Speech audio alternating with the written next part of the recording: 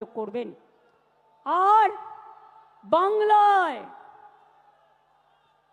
বাংলা ভাষার ওপর যে অত্যাচার, গণতন্ত্র যেমন 21শে জুলাই প্রাণ দিয়ে আমরা বাঁচিয়েছি, মা মাটি মানুষকে সম্মান দিয়ে বাঁচিয়েছি, তেমনি মনে রাখবেন বাংলা ভাষার ওপর সন্ত্রাস আমরা মেনে নেব না, পায়ে পড়লেও মেনে নেব না, আপনারা ক্ষমা চাইলেও মেনে নেব না। এ আন্দোলন, এ অত্যাচার, এ অপপ্রচার যত বেশি কুৎসা করবেন তৃণমূলের ভিত আরো শক্তিশালী হবেন। কুৎসা করে দেখছেন তো, এবারে রেকর্ড ভিড় হয়েছে, যান দেখে আসুন। একটা ব্রিগেড নয়, 10টা ব্রিগেড হতে পারত।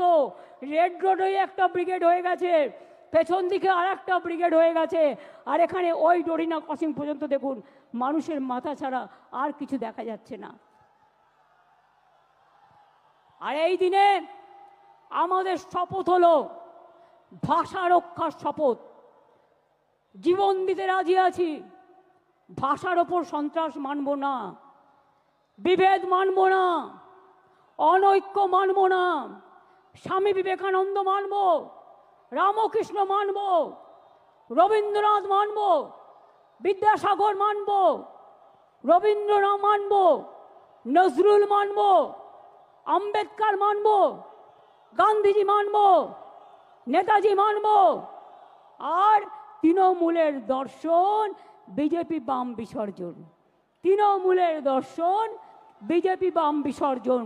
2026 মনে রাখবেন, এটা আপনার ওতপ্রোত লড়াই।